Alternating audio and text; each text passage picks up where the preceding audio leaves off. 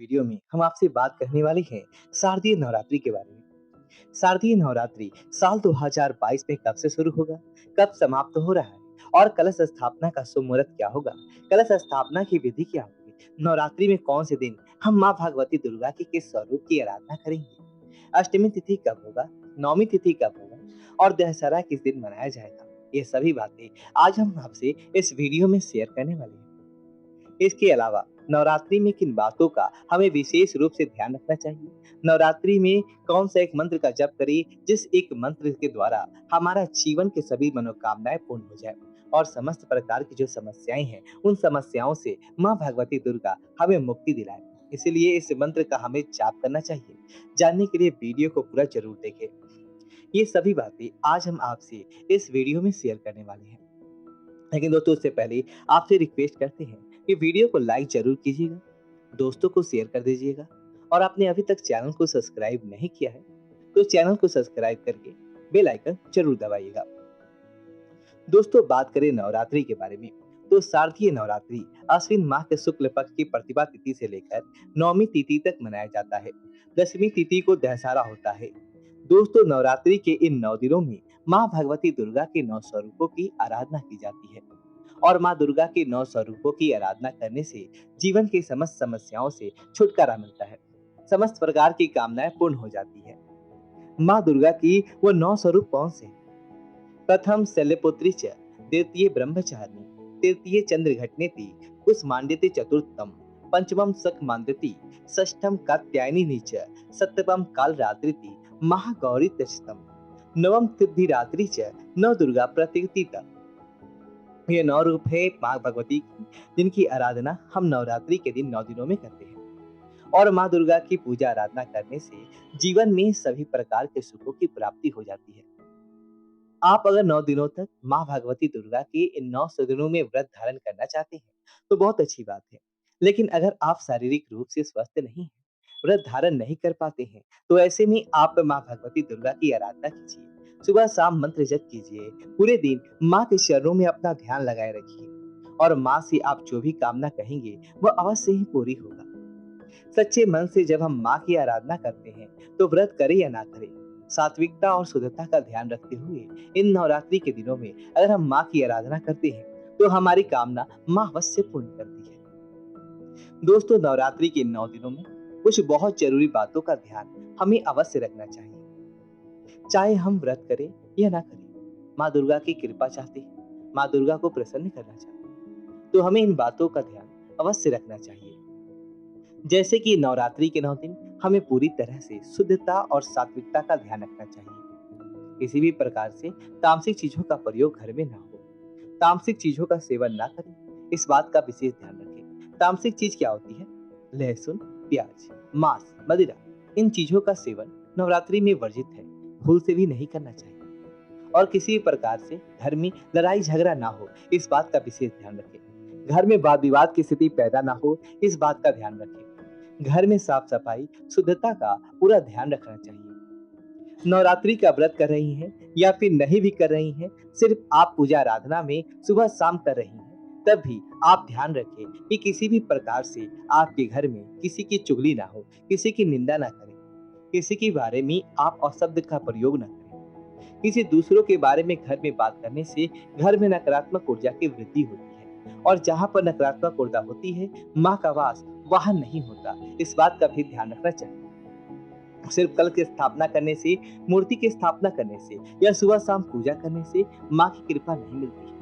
माँ की कृपा हमें तभी मिलती है जब हम अपने घर में सकारात्मक माहौल बनाकर रखें। तो आपको ध्यान रखना है, घर में किसी भी प्रकार से लड़ाई झगड़ा, वाद विवाद या फिर किसी दूसरे की बुराई परिवार के किसी भी सदस्य के द्वारा घर में नहीं होना चाहिए। अगर आप इस तरह से नवरात्रि में नियमों का ध्यान रखते हुए पूजा आराधना करती हैं, तो थोड़ी सी पूजा आराधना से भी माँ प्रसन्न हो जाती है और कृपा करती है। समस्त प्रकार के दुख हर लेती है, समस्त प्रकार के कष्ट हर लेती हैं और सभी प्रकार के सुखों की प्राप्ति भक्तों को करा देती है माता, अगर वह प्रसन्न हो जाए तो। लेकिन माँ की कृपा पाना चाहते हैं तो शुद्ध और सात्विक विचारों के द्वारा माँ की आराधना कीजिए, सच्चे मन से माँ की आराधना कीजिए। आप जानते हैं कि नवरात्रि कब से प्रारंभ होगा, कब समाप्त होगा और कलश स्थापना का शुभ मुहूर्त क्या है?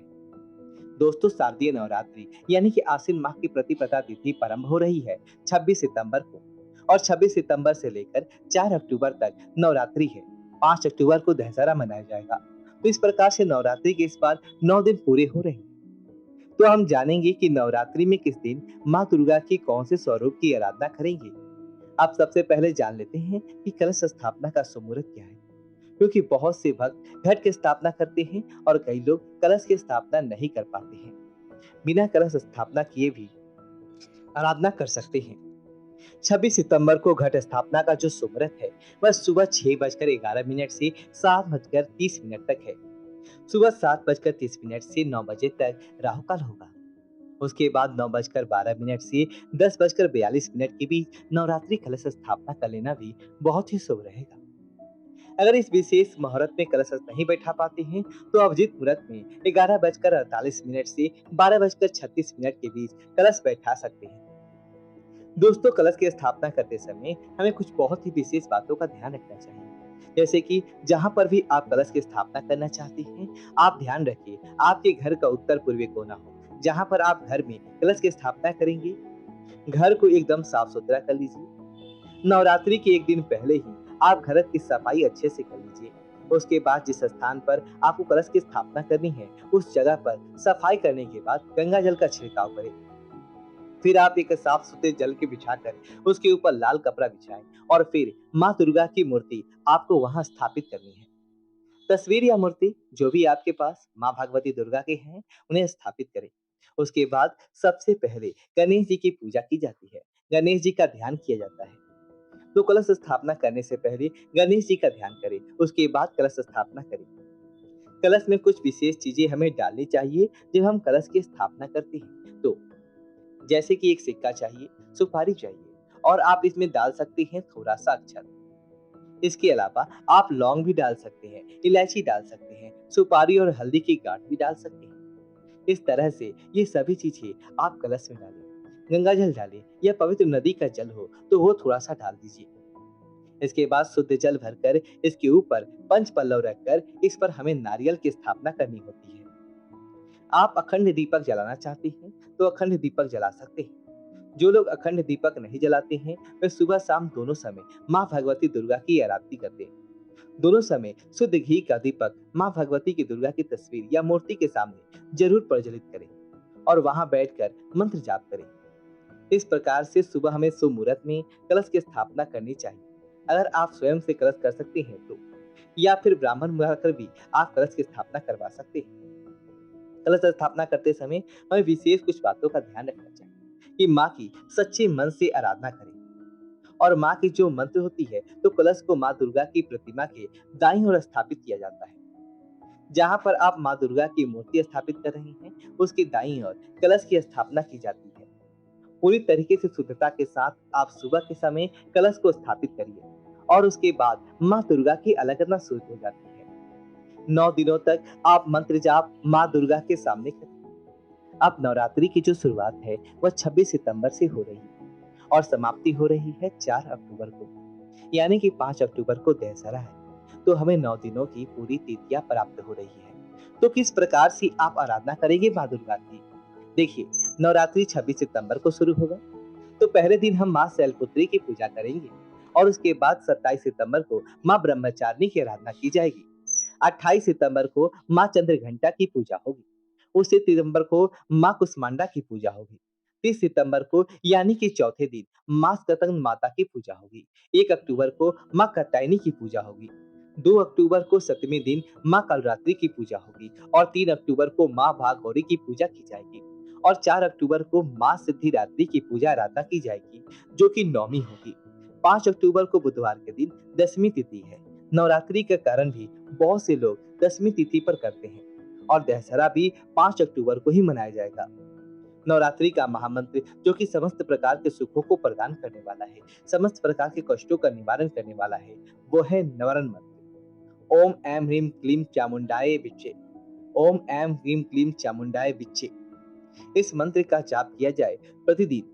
अगर एक मन अभियान करते हैं तो इस मंत्र से ही माँ भगवती दुर्गा की अपार कृपा आपको प्राप्त होती है और अगर आपके पास समय है तो अधिक से अधिक संख्या में इस मंत्र का जाप कीजिए, माँ को प्रसन्न कीजिए। बहुत ही चमत्कारी, बहुत ही सिद्ध मंत्र है ये, जो कि अगर आप नवरात्रि में जप करते हैं, तो आपके मन की समस्त इच्छाएँ माँ भगवती दुर्गा अवश्य पूर्ण करती हैं। तो आशा करते हैं कि आज की वीडियो आपको अच्छी लगी, तो वीडियो को लाइक करें, दोस्तों के साथ शेयर करें, कमेंट बॉक्स में कमेंट करें और अपने चैनल को सब्सक्राइब करें। धन्यवाद दोस्तों।